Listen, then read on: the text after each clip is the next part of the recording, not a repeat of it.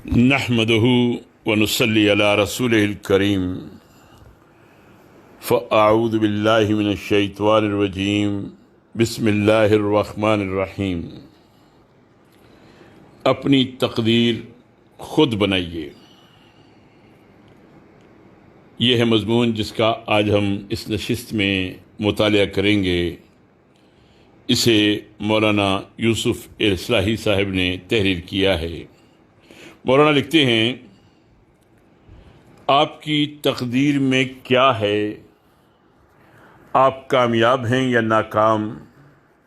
آپ کی آرزوئیں پوری ہوں گی یا زندگی بھر آپ یوں ہی ہاتھ ملتے رہیں گے؟ اس کا صحیح علم کسی کو نہیں۔ آپ کے پاس کوئی ذریعہ بھی نہیں ہے جس سے آپ تقدیر کی اصل حقیقت معلوم کر سکیں۔ وہم و گمان اور قیاس اور اندازوں سے اگر کوئی اشارہ ملے بھی تو وہ ہرگز قابل اعتماد نہیں۔ اس لیے آپ یہ معلوم کرنے میں ہرگز اپنا وقت صرف نہ کریں کہ آپ کی تقدیر میں کیا ہے۔ یہ علم نہیں، جہالت ہے، دانائی نہیں، حماقت ہے۔ مسلمان کو جن حقیقتوں پر ایمان رکھنا چاہیے ان میں سے ایک ایمان بالقدر بھی ہے۔ تقدیر پر ایمان رکھنے کا مطلب یہی ہے کہ آپ دل سے یہ حقیقت تسلیم کریں کہ آپ کو صرف وہی کچھ حاصل ہوگا جو اللہ نے آپ کے مقدر میں لکھ دیا ہے۔ آپ کی تقدیر میں جو نہیں ہے وہ ہرگز آپ کو میسر نہیں آ سکتا۔ لیکن آپ کی تقدیر میں کیا ہے اور کیا نہیں ہے یہ نہ آپ کو معلوم ہے اور نہ کسی طرح معلوم ہو سکتا ہے۔ اس لیے زندگی کے کسی مرحلے میں بھی آپ کے سوچنے کی یہ بات نہیں ہے کہ آپ کی تقدیر میں کیا ہے۔ آپ کے سوچنے اور فکر کرنے کی بات اگر ہے تو صرف یہ ہے کہ آپ جو پاکیزہ اور پسندیدہ آرزو رکھتے ہیں اسے پورا کرنے کے لیے آپ کیا کچھ کر رہے ہیں۔ تقدیر بنانا اور فیصلہ کرنا اللہ تعالیٰ کا کام ہے۔ آپ کا کام صرف یہ ہے کہ جو کچھ چاہتے ہیں اس کے لیے انتھک محنت کریں اور کسی وقت بھی مایوسی اور کم ہمتی اور جی چھوڑ بیٹھنے کا شکار نہ ہوں۔ تقدیر پر آپ کی ایک گمراہ کن تعبیر اکثر زندگیوں کو برباد کر ڈالتی ہے۔ اس تعبیر کے چکر سے اللہ کی پناہ مانگیے، اور اگر اس کا سایہ آپ پر پڑ رہا ہو تو اس سے بھاگ نکلنے کی بے تابانہ کوشش کیجیے۔ بعض پست ہمت، کاہل، تھڑ دلے اور آرام طلب لوگ اپنے ناکارہ پن کو ایمان بالقدر کا نام دے کر خود کو بھی دھوکہ دیتے ہیں اور دوسروں کو بھی دھوکہ دینے کی گمراہ کن کوشش کرتے ہیں۔ وہ اپنی کاہلی، کم ہمتی اور آرام طلبی کے لیے اس یاس انگیز جملے کا سہارا لیتے ہیں کہ تقدیر ہی خراب ہے۔ ان کی سستی، کاہلی، پست ہمتی اور ناکارہ پن پر کوئی ذمہ داری نہیں ہے۔ اس عمل کی دنیا میں جہاں شب و روز مسابقت اور ایک دوسرے سے آگے بڑھنے کی مسلسل کوشش ہو رہی ہو، ان کاہلوں کے نزدیک ان کی بے عملی پر کوئی ذمہ داری نہیں ہے۔ ان کی ناکامی اور نامرادی کی ساری ذمہ داری ان کی تقدیر پر ہے۔ خود انہیں بھی اچھی طرح معلوم ہے کس قدر دھوکے میں ہیں یہ لوگ اور یہ کیسی عجیب و غریب ہے ان کی منطق۔ ان کی خستہ حالی اور پستی کی ذمہ داری خود انہیں بھی اچھی طرح معلوم ہے کس قدر احمقانہ اور جاہلانہ ان کا یہ انداز فکر ہے۔ آپ چاہتے ہیں کہ آپ کی زندگی کامیاب ہو، آپ تابناک زندگی کے مالک ہوں۔ کون کہہ سکتا ہے کہ ایک پسندیدہ اور پاکیزہ آرزو نہیں؟ مگر اس حقیقت سے کون انکار کی جرات کر سکتا ہے کہ محض آرزو رکھنے سے کوئی آرزو پوری نہیں ہوتی۔ آرزو کیسی ہی اعلیٰ اور پسندیدہ ہو، محض اس وجہ سے وہ کبھی پوری نہیں ہو جائے گی کہ آپ کے سینے میں پرورش پا رہی ہے۔ اسباب کی اس دنیا میں یہ قطعاً ممکن نہیں۔ اس کارگاہ حیات میں آپ کے لیے یہ سوچنے کا نہ کوئی جواز ہے اور نہ ہی فائدہ کہ آپ کی تقدیر میں کیا ہے۔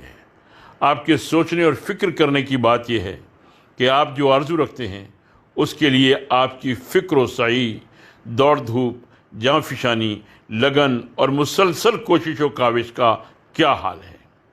ایمان بالقدر کی غلط تعبیر کر کے زندگی کو گنوانے والے کچھ کوتاہ اندیش و فکر و بصیرت کے مفلس اگر ہاتھ پر ہاتھ رکھے اپنی قسمت کو رو رہے ہیں تو آپ ان پر افسوس کرنے میں اپنے 2 لمحے بھی ضائع نہ کیجیے۔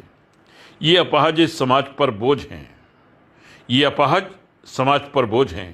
ان کا وجود سماج کے لیے پھوڑے کے ورم سے زیادہ تکلیف دہ ہے، اور یہ ہرگز اس لائق نہیں ہے کہ ان کے گمراہ کن فکر و عمل پر کوئی ہوش و خرد رکھنے والا توجہ کرے۔ یہ زبردست نادانی اور جنگی جہالت ہوگی کہ کوئی ان کی عبرت ناک زندگیوں سے تقدیر کے نازک مسئلے کو سمجھنے کی حماقت کرے۔ اللہ کرے آپ ان حرمہ نصیبوں سے ہرگز اثر نہ لیں، اور اللہ کی بخشی ہوئی بے پناہ قوتوں اور صلاحیتوں کو مفلوج کر کے اپنی ناکامی کے لیے آپ تقدیر کی خرابی کا بہانہ ہرگز نہ کریں، بلکہ خود کو ٹٹولنے کی ہمت کریں اور اپنا کڑا جائزہ لیں۔ اس جائزے میں آپ جو وقت بھی صرف کریں گے، کامیابی کی منزلیں طے کریں گے، آگے بڑھیں گے اور اپنے مقصود سے قریب ہوں گے۔ اس کے برخلاف اگر آپ تقدیر کا رونا ہی روتے رہیں تو یہ ایک ایک لمحہ آپ ضائع کریں گے اور اپنے کو کچھ اور زیادہ اپاہج بنانے میں زندگی کی قیمتی متاع کو ضائع کریں گے۔ اور آپ جانتے ہیں کہ دنیا کی حماقتوں میں اس سے بڑی کوئی حماقت نہیں ہو سکتی کہ آدمی زندگی جیسی چیز کے لمحات ضائع کرے۔ زندگی وہ قیمتی سرمایہ کہ اس سے زیادہ قیمتی سرمایہ تصور کی دنیا میں بھی آپ کے لیے نہیں ہو سکتا۔ دنیا کی ہر نعمت کا نعمت ہونا زندگی پر موقوف ہے۔ زندگی ہے تو ہر نعمت واقعی نعمت ہے، اور زندگی نہیں ہے تو ہر نعمت بیکار ہے۔ کیا یہ بات کسی طرح آپ کے لیے صحیح ہو سکتی ہے کہ ایسی قیمتی متاع کا کوئی لمحہ آپ ضائع کریں؟ پھر یہ حقیقت بھی ذہن میں تازہ کر لیجئے کہ زندگی کا جو لمحہ آپ نے ایک بار ضائع کر دیا وہ ضائع ہو ہی گیا، اب وہ کسی قیمت پر آپ کو دوبارہ نہیں مل سکتا۔ گزرا ہوا وقت کبھی واپس نہیں آتا، جو گزر گیا گزر گیا۔ یہ حقیقت آپ کے ذہن میں تازہ ہو تو کبھی ممکن نہیں کہ آپ کبھی اس متاع عزیز کو ضائع کر دیں۔ دراصل زندگی کی قیمتی گھڑیوں کو وہی نادان ضائع کرنے کا زبردست جرم کرتے ہیں جو شعور سے محروم ہوتے ہیں۔ اور پھر یہ حقیقت بھی اچھی طرح ذہن نشین کر لیجئے کہ اپنی ناکامی اور نامرادی کی ذمہ داری دوسروں پر ڈالنا بھی کوئی صحت مندانہ فکر نہیں ہے۔ یہ بھی کم ہمت، کم حوصلہ اور خود کو دھوکہ دینے میں رکھنے والوں کا انداز فکر ہے۔ صحت مند انداز فکر رکھنے والے اس طرح کبھی نہیں سوچتے۔ اپنی ناکامی کے آپ خود ذمہ دار ہیں، اور آپ کی کامیابی کا سہرا صرف آپ کے ہاتھ میں ہے۔ آپ صرف اسی قدر پائیں گے جس قدر پانے کے لیے کوشش کریں گے۔ اپنا مستقبل آپ خود بنائیں گے۔ آپ بنائیں اور کوئی دوسرا بگاڑ دے یہ بھی ممکن نہیں، اور آپ ہاتھ پر ہاتھ دھرے بیٹھے رہیں اور مستقبل تابناک بن جائے یہ بھی ممکن نہیں، اور آپ شب و روز انتھک محنت کریں اور صرف ناکامی آپ کے ہاتھ میں آ جائے یہ بھی ممکن نہیں۔ سب کچھ اللہ تعالیٰ کے اختیار میں ہے۔ یہ بھی حقیقت ہے کہ اس کے حکم کے بغیر کچھ نہیں ہو سکتا۔ یہ بھی حقیقت ہے کہ انسان کو صرف وہی ملتا ہے جو اللہ چاہتا ہے۔ لیکن یہ بھی ایک روشن حقیقت ہے کہ جس پر اللہ کی کتاب گواہ ہے کہ اللہ کسی کی کوشش کو ضائع نہیں کرتا، وہ محنت کا بھرپور پھل دیتا ہے۔ بے شک یہ فیصلہ کرنا بھی اس کا کام ہے کہ کس محنت کا کیا پھل دے اور کس قدر دے، لیکن یہ بہرحال طے ہے کہ کیے کا پھل ضرور ملتا ہے۔ یہ بالکل ناممکن ہے کہ آدمی اچھی آرزو سے سینے کو آراستہ کرے، اس کے لیے کوشش اور محنت کا حق ادا کرے اور پھر وہ ناکام رہے۔ اللہ تعالیٰ کا ارشاد ہے سورہ نجم کی آیت نمبر 39 میں، وَأَلَّيْسَ لِلْإِنسَانِ إِلَّا مَا سَعَىٰ، انسان کے لیے کچھ نہیں ہے مگر وہ جس کی اس نے جد و جہد کی ہے۔ اور یہ بھی اسی کا ارشاد ہے سورہ آل عمران کی آیت نمبر 195 میں، لا اضیع عمل عامل منکم من ذکر او انثی، میں تم میں سے کسی کا عمل ضائع کرنے والا نہیں ہوں، خواہ وہ مرد ہو یا عورت۔ اور سورہ زمر کی آیت نمبر 70 میں ارشاد ہے، وَوُفِّيَتْ كُلُّ نَفْسٍ مَا عَمِلَتْ، اور ہر شخص کو جو کچھ بھی اس نے کیا ہے اس کا پورا پورا بدلہ دیا جائے گا۔ اپنی ناکامی پر کڑھنے کا کوئی فائدہ نہیں۔ نہ یہ صحیح ہے کہ شکایت کا پیکر بن کر آپ بار بار آسمان کی طرف گردن اٹھائیں اور اس سے اللہ تعالیٰ کا شکوہ کریں جس کا شکر ہر حال میں آپ پر واجب ہے۔ نہ یہ صحیح ہے کہ آپ اپنی ناکامی کے ذمہ دار اپنے ارد گرد ڈھونڈنے کی طفلانہ حرکتیں کریں۔ نہ یہ صحیح ہے کہ آپ اپنے مقدر پر برستے رہیں جس کا کچھ حال آپ کو معلوم نہیں ہے اور جس کی واقعی حقیقت صرف اس کو معلوم ہے جس نے آپ کا مقدر بنایا ہے۔ آپ کو صحیح و کوشش کا حکم بھی دیا ہے اور آپ کو گوہر مقصود پالنے کے وسائل و ذرائع اور قوتیں اور صلاحیتیں میں دی ہیں۔ جو چیز آپ کے احاطہ علم سے باہر ہے، جس کے بارے میں آپ کے پاس قطعی علم کا کوئی ادنا حصہ بھی نہیں ہے، اس کے بارے میں خود ساختہ اور موہوم تصور اور گمان کو اپنی فکر و نظر کی بنیاد بنا کر اپنی زندگی کو برباد کرنا کہاں کی عقل مندی ہے؟ جھٹک دیجئے ان اندیشوں کو، ان بے بنیاد گمانوں کو، اس غلط طرز فکر کو، اور جس قدر جلد ممکن ہو وہم و گمان کی بھول بھلائیوں سے باہر نکل آئیے۔ آپ کی ناکامی یا کامیابی کے تنہا ذمہ دار آپ ہیں اور کوئی نہیں ہے۔ نصیب کو کوسنا، دوسروں کو ملزم ٹھہرانا، حالات کا شکوہ کرنا آپ کا کام نہیں ہے۔ آپ کے لیے یہ ہرگز زیبا نہیں ہے۔ یہ تو ان نادان بزرگوں کا کام ہے جو ناکامی، مایوسی اور ذلت و پستی کو خود اپنا مقدر بنا لیتے ہیں۔ وہ اپنی ذات سے بھی مایوس ہوتے ہیں، اپنی صلاحیتوں سے بھی مایوس ہوتے ہیں، دنیا سے بھی مایوس ہوتے ہیں، اور اپنے اللہ سے بھی۔ ان کا ذہن بھی مریض ہے، ان کا دل بھی مریض۔ کامیابی آپ کا حق ہے، یہ حق آپ سے کوئی چھین نہیں سکتا۔ یہ دنیا اس لیے پیدا کی گئی ہے کہ یہاں ہر انسان کامیابی حاصل کرے۔ کامیابی کا یقین پیدا کیجیے، کامیابی کے کامل یقین کے ساتھ اپنی منزل کی طرف بڑھیے اور حوصلے کے ساتھ بڑھتے رہیے۔ اپنے خیالات، افکار، جذبات، احساسات اور قوت عمل سے کسی وقت بھی خود کو مایوس نہ ہونے دیجیے۔ آپ اگر ناکام ہوتے ہیں تو صرف اس لیے کہ آپ کے دل میں کامیابی کا یقین نہیں ہوتا۔ آپ کا سب سے بڑا سہارا، آپ کا سب سے بڑا وسیلہ اور آپ کا سب سے بڑا محرک آپ کا یقین ہے۔ ہر چیز سے زیادہ اپنے یقین کی فکر کیجیے، اس کو کسی حال میں مردہ نہ ہونے دیجیے۔ یہی آپ کا سب سے بڑا سرمایہ ہے۔ یہ سرمایہ آپ کو کہیں سے اور سے نہیں مل سکتا، اور اگر کسی دوسرے کے پاس ہو تو اس سے آپ کو قطعاً فیض نہیں پہنچ سکتا۔ آپ کو اگر فیض پہنچ سکتا ہے تو صرف آپ کے اپنے یقین سے۔ یہ وہ سرمایہ نہیں ہے جسے آپ کسی سے مستعار لیں، یہ قرض بھی نہیں ملتا، یا آپ کو کوئی ہبہ کرنا چاہے تو ہبہ بھی نہیں کر سکتا۔ یہ سرمایہ آپ کے دل میں جنم لیتا ہے۔ آپ ہی اس کو جنم دینے والے ہیں، آپ ہی اس کو بڑھانے والے ہیں، اور آپ ہی اس سے فیض اٹھانے والے ہیں۔ یقین محکم آپ کا سب سے بڑا ہتھیار ہے۔ اگر آپ خدا نخواستہ اس سے محروم ہیں تو پھر محرومی آپ کا مقدر ہے، اور اگر اس ہتھیار سے آپ مسلح ہیں تو پھر کوئی آپ کو شکست نہیں دے سکتا۔ اٹھیے، اللہ پر بھروسہ کیجیے، اس کی دی ہوئی قوتوں پر بھروسہ کیجیے، اپنی شخصیت پر اعتماد کیجیے۔ آپ خود کو بھول گئے، اس لیے اللہ کو بھی بھول گئے، اور اسی لیے اس نے بھی آپ کو بھلا دیا۔ پھر آپ کو کامیابی کیسے نصیب ہو؟ فکر و مایوسی کی شکنیں اپنی پیشانی سے دور کیجیے، چہرے پر یقین کی رونق پیدا کیجیے، آنکھوں میں کامیابی کی چمک پیدا کیجیے، اپنے زور بازو پر اعتماد کیجیے، مسلسل محنت یا انتھک جد و جہد اور منزل کو پالینے کی تڑپ پیدا کیجیے۔ زندگی سے فیض اٹھائیے، اپنی زندگی سے لوگوں میں بھی زندگی پیدا کیجیے، اپنی زندگی کا احساس کرائیے۔ کیا وہ بھی زندہ کرانے کا مستحق ہے جو اپنی زندگی سے لوگوں کو موت کی یاد دلاتا ہو، جس کی زندگی کو دیکھ کر لوگ موت کی تمنا کرتے ہوں؟ یہ دنیا آپ کے لیے بنائی گئی ہے، یہاں جو کچھ ہے آپ کے لیے ہے۔ یہ رونق، یہ بہار، یہ زینتیں، یہ مال و دولت، یہ آرام و آسائش، یہ کامرانیاں، یہ مادی وسائل، یہ عزت و اقتدار، سب کچھ آپ کے لیے ہے۔ کہاں سے آپ اس گمراہ کن فکر کا شکار ہوئے؟ یہ سب اللہ کے باغیوں کے لیے ہے، اور آپ کا حصہ مایوسی کے گوشے میں بیٹھ رہنا ہے۔ کیا آپ نے رب کا یہ فرمان نہیں پڑھا ہے؟ قُلْ مَنْ حَرَّمَ زِینَةَ اللَّهِ الَّتِی أَخْرَجَ لِعِبَادِهِ وَالطَّیِّبَاتِ مِنَ الرِّزْقِ قُلْ هِیَ لِلَّذِینَ آمَنُوا فِی الْحَیَاةِ الدُّنْیَا خَالِصَةً یَوْمَ الْقِیَامَةِ۔ کہو، کس نے اللہ کی زینت کو حرام کر دیا ہے جس کو اللہ نے اپنے بندوں کے لیے نکالا تھا، اور کس نے اللہ کی بخشی ہوئی پاک نعمتیں ممنوع کر دیں؟ کہو، یہ ساری نعمتیں دنیا کی زندگی میں بھی مومنوں کے لیے ہیں، اور قیامت کے روز تو خالص انہی کے لیے ہوں گی۔ پاک کیجیے اپنے ذہن کو اس غلط خیال سے، دور کیجیے اس گمراہ کن انداز فکر کو۔ یہ ذہن ہرگز قرآنی ذہن نہیں ہے۔ قرآن کی روشنی میں سوچئے، یہ دنیا میدان کارزار ہے۔ آپ کو بے پناہ قوتیں اور بے شمار وسائل اسی لیے دیے گئے ہیں کہ آپ یہاں برابر کچھ کرتے رہیں اور اپنے ہاتھوں اپنے تابناک مستقبل تیار کریں۔ عزت و اقتدار، عظمت و سربلندی، سب کچھ اللہ کے قبضے میں ہے، اور صرف اسی کے بس میں ہے۔ وہی دیتا ہے جس کو بھی دیتا ہے۔ یہ کیسے ہو سکتا ہے کہ وہ اپنے نافرمان بندوں کو تو ان نعمتوں سے نوازے اور آپ کو محروم کر دے؟ ہرگز نہیں ہو سکتا۔ یہاں سب کچھ آپ کے لیے ہے۔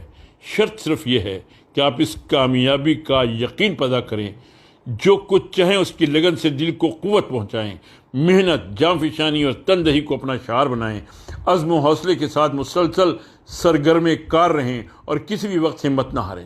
آپ محسوس کریں گے کہ اپنی تقدیر آپ خود تعمیر کر رہے ہیں اور اللہ کو آپ کو اس طرح نواز رہا ہے کہ آپ خود اپنی قسمت پر رشک کر رہے ہیں۔ اسلام کے نزدیک زندگی کے یہ دونوں فلسفے غلط ہیں، اور یہ دراصل فکر و نظر میں اعتدال و توازن سے محرومی کی پیداوار ہیں۔ اسلام کی محفوظ شاہراہ ہلاکت کی ان دونوں انتہا پسندانہ گھاٹیوں کے بیچ خوف و امید کے توازن نشیب و فریز سے ہو کر گزرتی ہے۔ مومن نہ تو اللہ کی گرفت اور فیر و غضب سے ایسا خائف ہوتا ہے کہ اس کی آس ٹوٹنے لگے اور مایوس ہو کر زندگی سے بیزار ہو جائے، نہ اللہ کی رحمت کا ایسا یک رخا امیدوار ہوتا ہے کہ مواخذے سے بے پرواہ ہو کر بالکل بے باک، سرکش اور معصیت کوش بن کر دنیا کا پرستار بن جائے۔ سورہ زمر میں ارشاد ہے، امن هو قانت آناء اللیل ساجدا وقائما یحذر الآخرۃ ویرجو رحمت ربہ قل هل یستوی الذین یعلمون والذین لا یعلمون۔ بھلا وہ جو اللہ کے حضور جھکنے والا ہے، رات کی گھڑیوں میں سجدہ کرنے والا اور قیام کرنے والا ہے، جو آخرت سے ڈرتا ہے اور اپنے رب کی رحمت کا امیدوار ہے، اس کی طرح ہو سکتا ہے جو ان صفات سے محروم ہو؟ مومن کے دل کی یہ عجیب و غریب کیفیت ہے، وہ اپنے گناہوں کو دیکھ کر میدان حشر کی باز پرس کا تصور کر کے کانپنے لگتا ہے کہ کہیں اس کا انجام خراب نہ ہو جائے، اور اللہ کی بے پایاں رحمت و عنایت اور عطا عفو و کرم کا خیال کر کے خوشی سے جھوم اٹھتا ہے اور اس کا دل توقعات سے لبریز ہو جاتا ہے۔ مومن بہترین اعمال انجام دینے کے بعد بھی بے خوف نہیں ہوتا، بلکہ لرزتا ہے کہ اللہ کے حضور پیشی کے وقت نہ جانے کیا صورت پیش آ جائے۔ سورہ مومنون کی آیت نمبر 60 میں ارشاد ہے، وَالَّذِينَ يُؤْتُونَ مَا آتَاوْا وَقُلُوبُهُمْ وَجِلَةٌ أَنَّهُمْ إِلَىٰ رَبِّهِمْ راجعون۔ اور ان کا حال یہ ہے کہ دیتے ہیں جو بھی دیتے ہیں اور دل ان کے اس خیال سے کانپتے رہتے ہیں کہ ہمیں اپنے رب کی طرف پلٹنا ہے۔ قرآن نے مسلمانوں کو امت وسط کا خطاب دیا ہے۔ وسط بیچ کی چیز کو کہتے ہیں، اور ہر چیز میں اعتدال، توسط اور درمیانی حالت ہی بہتر ہوتی ہے۔ بلکہ اخلاقیات کا تو سارا فلسفہ ہی یہ ہے کہ انسانی قوتوں میں اعتدال و توازن سے ہی اخلاقی فضائل وجود میں آتے ہیں۔ امت کو اس خطاب سے نوازنے کا مفہوم یہ ہے کہ یہ امت تمام امتوں میں افضل اور بہترین امت ہے۔ امت کو اس خطاب سے یاد کرنے، اس کی فضیلت کو اس خطاب سے تعبیر کرنے میں ایک بڑی حکمت یہ بھی ہے کہ یہ امت زندگی کے ہر معاملے میں اعتدال و توسط پر قائم رہنے والی اور فکر و عمل کے ہر میدان میں میانہ روی اختیار کرنے والی ہے۔ ایک موقع پر نبی صلی اللہ علیہ وسلم نے ارشاد فرمایا، دین آسان ہے، جس نے بھی اس کے ساتھ زور آزمائی کی دین نے اس کو ہرا دیا۔ پس میانہ روی اختیار کرو، اعتدال سے کام لو، پر امید رہو، اور صبح و شام کی نمازوں اور کچھ اندھیرے کی نماز سے قوت حاصل کرو۔ مومن کی صفات بیان کرتے ہوئے قرآن میں کہا گیا، سورہ رات کی آیت نمبر 21 میں، وَيَخْشَوْنَ رَبَّهُمْ وَيَخَافُونَ سُوءَ الْحِسَابِ، اور وہ اپنے رب سے ڈرتے اور انجام کی خرابی سے ڈرتے ہیں۔ یعنی یہ خوف نہیں، یہ خوف انہیں ہر وقت ڈرتا اور ترسا رکھتا ہے کہ دیکھیے اس وقت کیا حال ہوتا ہے جب اللہ کے حضور ذرے ذرے کا حساب ہوگا۔ پھر یہ کہ انسان کی زبان سے جو بات بھی نکلتی ہے، اللہ تعالیٰ کا فرشتہ اسے فوراً ہی ریکارڈ کرنے کے لیے مستعد رہتا ہے۔ ما یلفظ من قول الا لدیہ رقیب عتید، سورہ قاف کی آیت نمبر 18 میں ارشاد ہوا، کوئی لفظ اس کی زبان سے نہیں نکلتا جسے محفوظ کرنے کے لیے ایک حاضر باش نگران موجود نہ ہو۔ یہ عقیدہ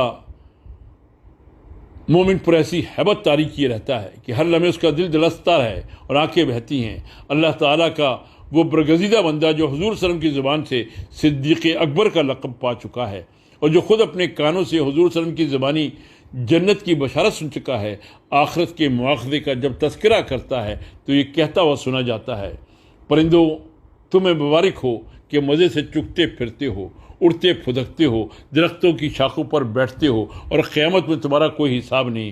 کاش ابو بکر بھی تمہاری طرح ہوتا۔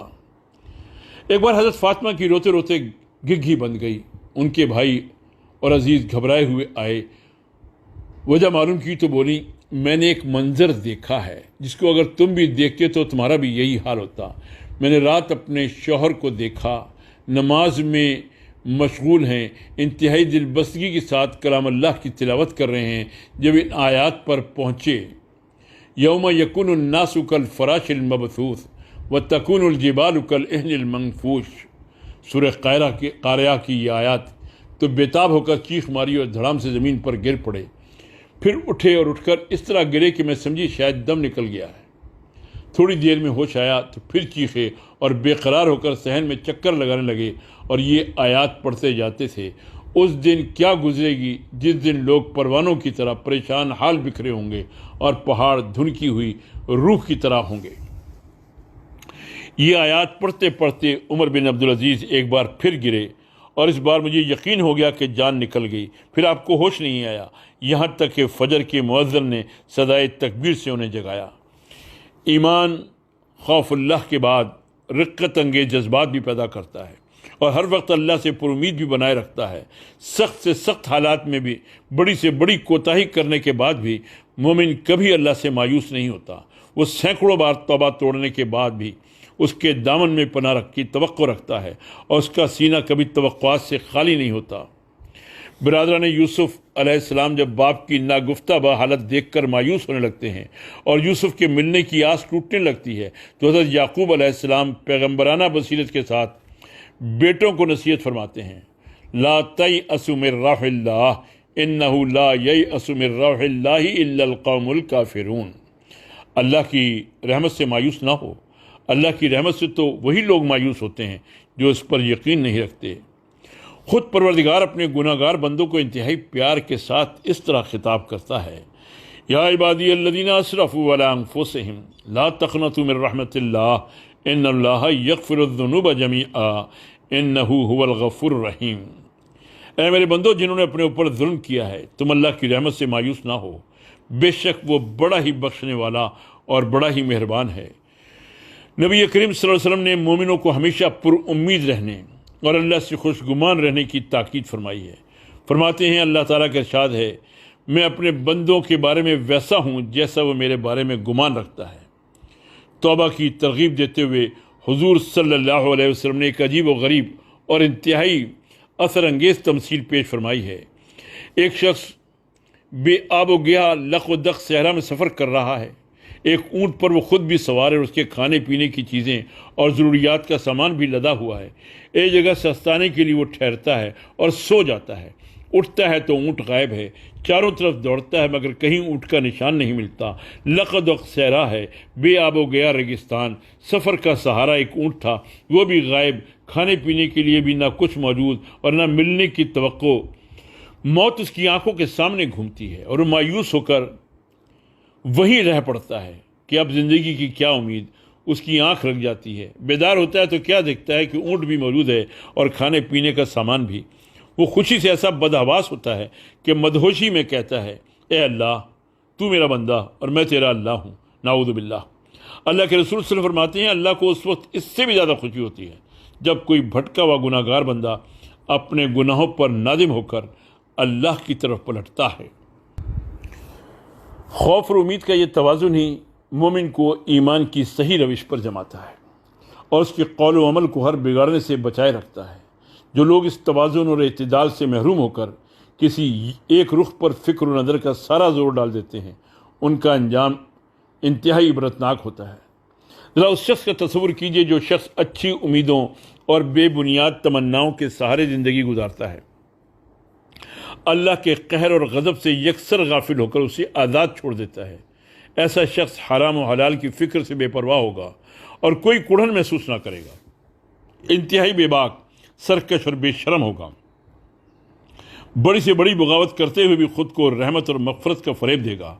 وہ اپنی اصلاح سے غافل ہر گناہ کے لیے اللہ کی رحمت کے غلط تصور میں پناہ لینے کی کوشش کرے گا۔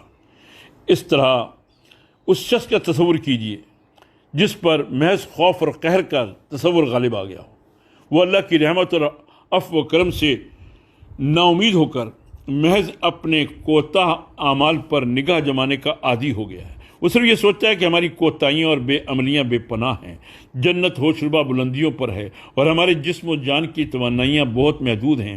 جنت کی بلندی اور اپنی بے بسی اور کوتاہ کاری کو دیکھ کر اس کا دل بیٹھنے لگتا ہے، وہ پہم مایوسیوں کا شکار ہو کر ہاتھ پیر چھوڑ بیٹھتا ہے۔ اس کو دین کے مطالبات اپنی قوتوں سے کہیں زیادہ معلوم ہوتے ہیں۔ وہ سوچتا ہے ہم دنیا کی آزمائش گاہ میں ایسے خطرات میں گرے ہوئے جن سے بچ نکلنا محال ہے۔ اپنی شخصیت کی تعبیر و تزکیہ اور سماج کا سدھار اسے انہونے کا کام معلوم ہونے لگتے ہیں۔ اس کے فکر و عمل کی ساری قوتیں مفلوج ہو جاتی ہیں اور وہ مایوسی، نا امیدی، احساس شکست اور غم و اندوہ کے خود ساختہ جال میں پھنسا ہوا کرہاتا رہتا ہے۔ اسلام کی راہ ان دونوں انتہاؤں کے درمیان ہے۔ وہ ایسے خوف کو بھی غلط سمجھتا ہے جو انسان کو دنیا سے بیزار اور مایوس کر کے مفلوج بنا دے، اور اللہ کی رحمت کی ایسی امید کو بھی قطعاً غلط قرار دیتا ہے جو انسان کو بے باک، سرکش، باغی اور خود فریب بنا دے۔ مومن دنیا کی نعمتوں سے استفادے کو اپنا حق سمجھتا ہے اور اللہ کی اس دنیا کو سنوارنے اور سدھارنے سے پوری دلچسپی رکھتا ہے۔ یہاں کی تعبیر و ترقی اور ایجاد و اکتشافات میں پورا حصہ لیتا ہے اور جد و جہد کے ہر میدان میں دلی لگاؤ اور نشاط کے ساتھ فکر و عمل کی توانائیاں صرف کرنا اپنا فرض سمجھتا ہے۔ البتہ یہ سب کچھ وہ اس نقطۂ نظر کے ساتھ کرتا ہے کہ ایک دن میری کوششوں کا بے لاگ جائزہ لیا جائے گا اور زندگی کے انجام کو وہی کوششیں خوشگوار بنائیں گی جو اللہ کی مرضی کے عین مطابق ہوں اور اس کے مواخذے سے ڈرتے ہوئے انجام دی گئی ہوں۔ مومن دنیا کو آخرت کی کھیتی تصور کرتا ہے اور یہاں اللہ نے اسے جو مواقع بخشے ہیں وہ ان میں جسم و جان کی قوتیں اس نقطۂ نظر کے ساتھ کھپاتا ہے کہ یہ اس کی آزمائش کے ذرائع اور اس کی شخصیت کی تکمیل کے وسائل ہیں۔ معاشی دوڑ دھوپ ہو یا سیاسی سرگرمیاں، خانگی مسائل ہوں یا بچوں کی پرورش و پرداخت، کاروباری لین دین ہو یا معاملات و سلوک، اصلاح و تبلیغ کے پروگرام ہوں یا تعلیم و تعلم، حرفت و زراعت ہو یا حکومت اور اقتدار، ایجادات و اکتشافات ہوں یا تعمیر و ترقی کے منصوبے، مومن ان سارے شعبوں میں سنجیدگی اور شغف کے ساتھ بھرپور حصہ لیتا ہے اور دنیاوی زندگی کے ان تمام معاملات و وسائل میں اللہ کی مرضی پانے کی پوری کوشش کرتا ہے۔ وہ دنیا اور اس کے مسائل سے بیزار ہو کر نہ غاروں اور گوشوں میں عافیت ڈھونڈتا ہے اور نہ دنیا کی رنگینیوں میں پھنس کر اس کا کیڑا بنتا ہے، حالانکہ وہ اسلام کے متوازن نقطۂ نظر کے ساتھ عملی زندگی کے ہر شعبے میں اپنے حصے کا کام انتہائی فرض شناسی کے ساتھ انجام دیتا ہے، اور جو کرتا ہے صرف اپنے رب کو راضی کرنے اور آخرت میں سرخ رو ہونے کے لیے کرتا ہے۔ اسی طرح اس کی یہ زندگی بھی کامیاب بنتی ہے اور آخرت میں بھی سعادت و کامیابی سے ہمکنار ہوتا ہے۔ دینداری کے تصور میں بھی اگر اعتدال نہ ہو تو آدمی صحیح راستے سے بہت دور جا پڑتا ہے۔ عبادات بلا شبہ دین کا ستون ہیں۔ عبادات سے شغف اللہ سے محبت کی دلیل ہے۔ اذکار و نوافل سے دلچسپی مومن کا امتیازی جمال ہے، اور یہ بھی حقیقت ہے کہ مومن کی زندگی میں کشش اور حسن، دین کی عظمت کا احساس اور اللہ سے والہانہ تعلق عبادت اور ریاضت ہی سے پیدا ہوتا ہے، اور مومن کی زندگی کا یہی حسن و جمال ہے جس کی طرف بندوں کے دل بے اختیار کھنچتے ہیں اور سر عقیدت سے جھکتے ہیں۔ لیکن دینداری کا یہ تصور کہ ذکر و تسبیح، عبادات و ریاضات، صدقہ و خیرات، نوافل و شب بیداری، تلاوت و وظائف ہی سارا دین ہے اور اس کے سوا جو کچھ ہے سب دنیا داری ہے، سراسر غلط تصور ہے۔ رسول اللہ صلی اللہ علیہ وسلم نے پوری قوت کے ساتھ اس غلط تصور کی اصلاح فرمائی ہے اور مختلف طریقوں سے یہ بات ذہن نشین کرائی ہے۔ اللہ اور بندوں کے حقوق میں توازن رکھنا، عبادت و تبلیغ اور معاشی دوڑ دھوپ میں اعتدال قائم رکھنا، اذکار و نوافل کے ساتھ اللہ کے بندوں کی خدمت بجا لانا، انسانی رشتوں کا پاس و لحاظ رکھنا، دنیا کے نظم و نسق کو سنبھالنا اور اس کو دین کی تعلیم اور مزاج کے مطابق ڈھالنا اور سنوارنا، یہ سب دینی کے کام ہیں، اور ان کاموں میں لگنے والا بھی دیندار ہی ہے، دنیا دار نہیں ہے۔ دنیا کے مسائل و معاملات اور انسانی حقوق و تعلقات سے بیدار ہو کر عبادت و ریاضت کے گوشے آباد کرنا اعتدال و توازن سے ہٹا ہوا دینداری کا وہ تصور ہے جس کو اسلام ہرگز پسند نہیں کرتا۔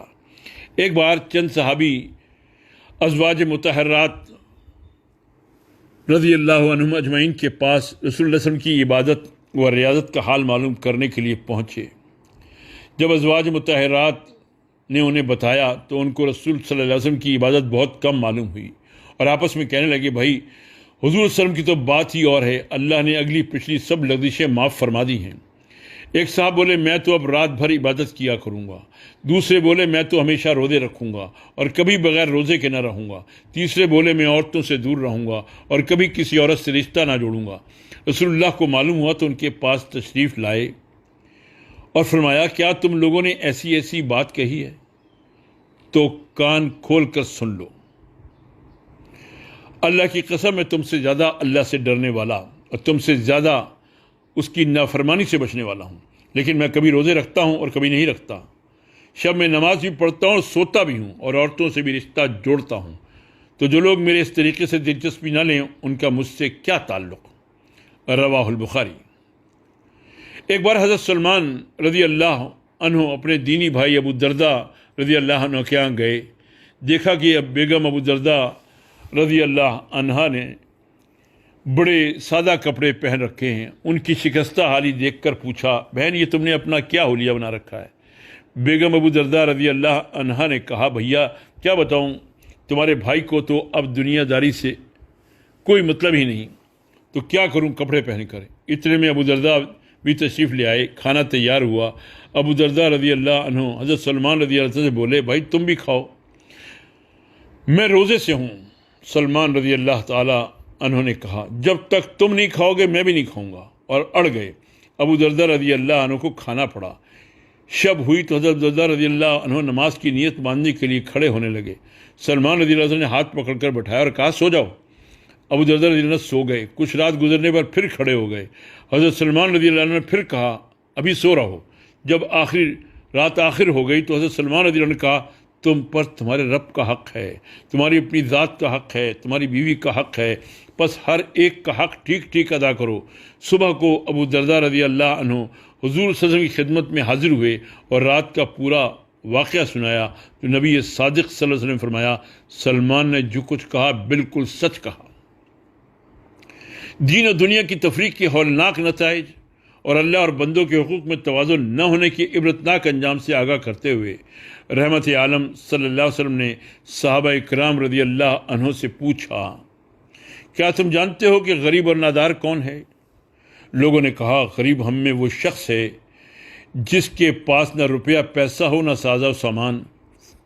فرمایا میری امت کا غریب شخص دراصل وہ ہے جو قیامت کے روز نماز روزہ اور زکوٰۃ کے ساتھ حاضر ہوگا، مگر اس حال میں آئے گا کہ کسی کو اس نے گالیاں دی ہوں گی، کسی پر تہمت لگائی ہوگی، کسی کا مال کھایا ہوگا، کسی کا ناحق خون بہایا ہوگا، کسی کو مارا ہوگا، پس اس کی نیکیاں اس کو دی جائیں گی کچھ اس کو، پھر اگر اس کی نیکیاں اس سے پہلے ختم ہو جائیں گی کہ لوگوں کے مطالبے پورے ہوں تو لوگوں کو اس کے گناہ اس کے سر کر دیے جائیں گے اور پھر اس کو جہنم میں ڈال دیا جائے گا۔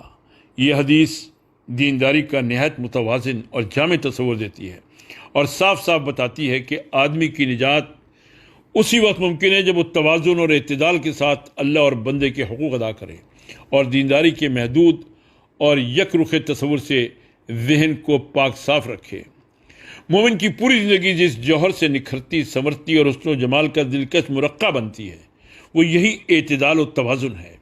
عبادت و ریاضت، اخلاق و معاشرت، رفتار و گفتار، خرچ و انفاق، کاروبار و معاملات، تعلقات و سلوک، غرض زندگی کے ایک ایک گوشے کو اسلام اسی ہماگیر خوبی سے آراستہ رکھنے کی تاکید کرتا ہے، اور در حقیقت کسی خوبی ہونے کا مدار ہی اسی پر ہے کہ اس میں اعتدال و توازن موجود ہو۔ سورہ بنی اسرائیل کی آیت نمبر 110 میں ارشاد ہے وَلَا تَجْهَرْ بِصَلَاتِكَ وَلَا تُخَافِتْ بِهَا وَابْتَغِ بَيْنَ ذَلِكَ سَبِيلًا، اور اپنی نماز نہ بہت بلند آواز سے پڑھو اور نہ زیادہ پست آواز سے، بلکہ درمیان کی راہ اختیار کرو۔ سورہ بنی اسرائیل کی آیت نمبر 29 میں ارشاد ہے وَلَا تَجْعَلْ يَدَكَ مَغْلُولَةً إِلَىٰ عُنُقِكَ وَلَا تَبْسُطْهَا كُلَّ الْبَسْطِ، نہ تو اپنی ہاتھ گردن سے باندھے رکھو کہ کسی کو کچھ دو ہی نہیں، نہ اسے بالکل کھلا چھوڑ دو کہ سبھی کچھ دے کر پچھتاؤ۔ اور سورہ لقمان کی آیت نمبر 19 میں ارشاد ہے وقصد فی مشیک، اور رفتار میں اعتدال رکھو۔ اور سورہ فرقان کی آیت میں 67 میں ارشاد ہے والذین اذا انفقوا لم یسرفوا ولم یقتروا وکان بین ذلک قواما، اور اللہ کے پیارے بندے جب خرچ کرتے ہیں تو فضول خرچی نہیں کرتے اور نہ تنگی اور بخل سے کام لیتے ہیں، بلکہ ان کے درمیان اعتدال کی روش رکھتے ہیں۔ اعتدال اور میانہ روی دراصل اخلاقی زندگی کا اصل قوام ہے۔ یہی وجہ ہے کہ انبیاء کرام کی پاک سیرتوں میں اس خوبی کو نہایت اہم اور نمایاں مقام حاصل ہے۔ انبیاء کرام کی زندگی کی رعنائی اور دلکشی کا ممتاز ترین عنصر یہی اعتدال اور میانہ روی ہے۔ اسی لیے نبی کریم صلی اللہ علیہ وسلم نے ایک حدیث میں 3 خوبیوں کو نبوت کا 24واں حصہ قرار دیا ہے۔ ان خوبیوں میں ایک نمایاں خوبی اعتدال اور میانہ روی ہے۔